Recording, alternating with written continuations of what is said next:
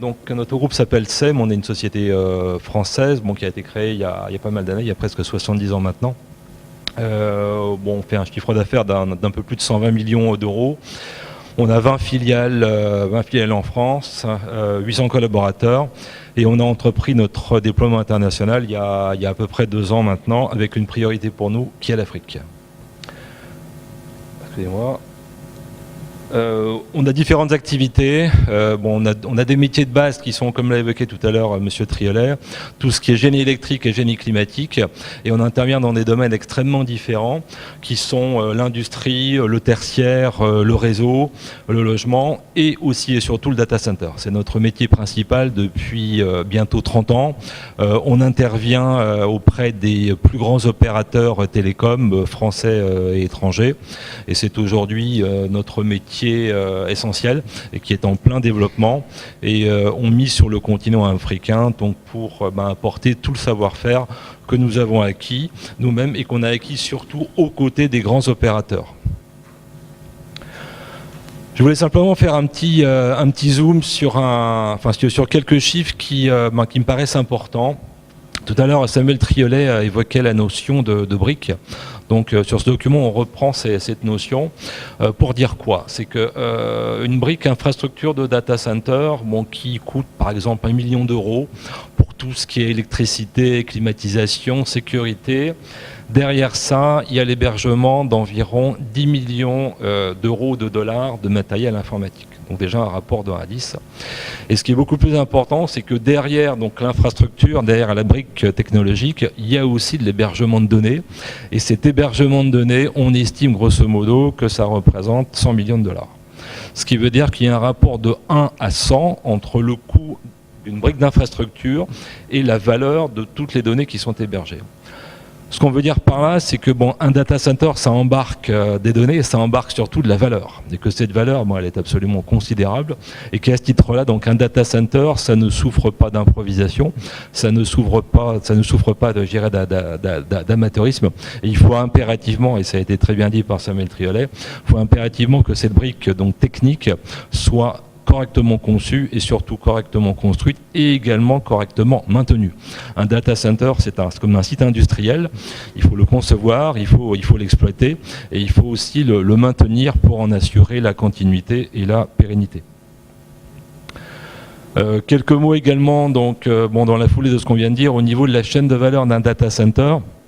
Ce qui est essentiel sur ce type d'infrastructure, c'est tout ce qui est technique, tout ce dont on parle peu, donc tout ce qui est énergie électrique, tout ce qui est courant secouru, tout ce qui est réfrigération et tout ce qui est encore une fois également exploitation et maintenance. Vous savez que ce sont des sujets qui sont parfois un petit peu négligés et qui sont absolument essentiels pour assurer donc la pérennité et la sécurité des données.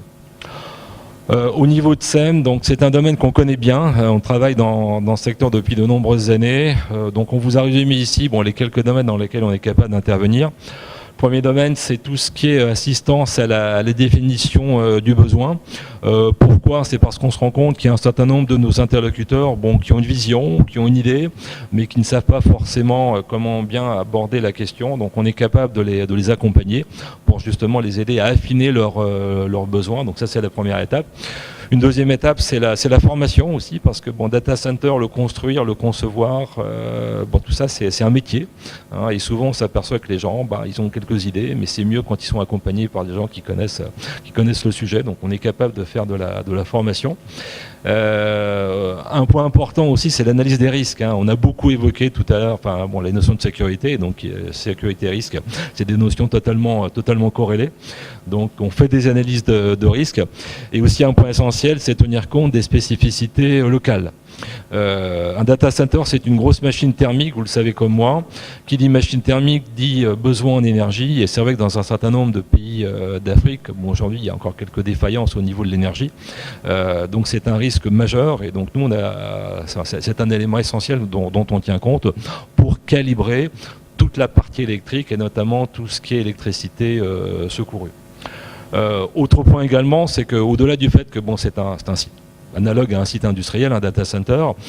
C'est aussi un outil qui n'est pas censé perdre d'argent. Donc il y a un business plan à établir. Et ça ne s'improvise pas, le business plan d'un data center. Donc là, on est capable aussi de vous accompagner pour établir donc la viabilité du projet.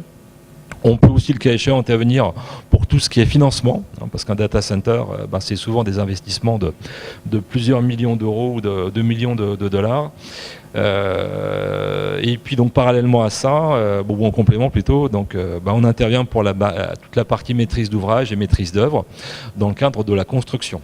Donc notre métier de base, je le répète, donc c'est la construction du data center. Mais avant de parler construction, donc il y a toutes ces étapes préalables et qui peuvent durer longtemps. Un projet de data center, c'est 2 ans, 3 ans, 5 ans. Enfin, tout dépend bien sûr des enjeux. Donc c'est des projets sur du moyen terme. Et donc nous on intervient sur l'ensemble des éléments. Et autre point, et ce sera le dernier, c'est donc la personnalisation. Alors pourquoi j'évoque ça? C'est que il y a un certain nombre d'acteurs sur le marché, alors que je vais pas me permettre de critiquer, qui font du data center standard. Ça peut répondre effectivement à un certain nombre de besoins. C'est pas tout à fait l'approche que l'on retient. Nous, on préfère vraiment être à l'écoute de nos interlocuteurs, à bien comprendre leurs besoins pour faire du data center personnalisé. C'est ce qu'on a fait depuis de longues années. C'est ce qu'on veut continuer à faire. Sachant que les besoins qui s'expriment en Côte d'Ivoire ne sont pas les mêmes que les besoins qui s'expriment au Sénégal, et encore moins que les besoins qui sont exprimés en Europe ou en France en particulier. Donc on est vraiment tout à fait à l'écoute et pour dimensionner de façon la plus personnalisée possible les data centers. Donc on travaille sur différents domaines. Donc là, vous a illustré ça avec quelques photos des dernières réalisations qu'on a faites en France, pour notamment le compte de grands opérateurs télécoms. Je ne vais pas citer les noms, mais vous imaginez à qui on fait référence.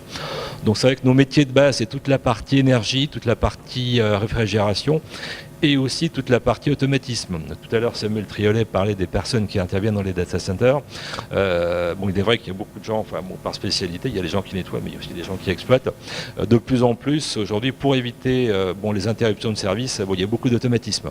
Donc on a aussi une spécialité, au-delà de la partie électrique et de la partie climatisation, on a une très grande compétence dans tout ce qui est automatisme pour assurer donc une harmonisation de fonctionnement entre la partie énergie et la partie climatisation. Et puis un dernier point sur ces aspects un petit peu techniques. Beaucoup d'entre vous connaissent sans doute la notion de PUE. Donc le PUE étant le rapport entre l'énergie utilisée et l'énergie réellement consommée par le data center. Ça devient de plus en plus une contrainte, voire une exigence. Et aujourd'hui, on est capable d'optimiser ce PUE. Là, on travaille sur un gros projet en Europe et on est capable d'atteindre des PUE qui descendent à 1,15. Donc on est convaincu qu'en Afrique, c'est des considérations qui vont devenir extrêmement importantes, et là-dessus on peut bien sûr vous accompagner pour optimiser donc tout ce volet énergétique. Voilà, donc c'est ce que je voulais vous dire très rapidement là-dessus. Encore une fois, je vous remercie, et puis si d'aventure vous avez des questions, donc à la fin de la conférence, on sera ravis d'y répondre. Voilà.